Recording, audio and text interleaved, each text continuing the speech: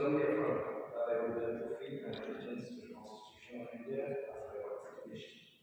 that I will uphold the sovereignty and integrity of India, and that I will faithfully discharge the duty for which I am appointed.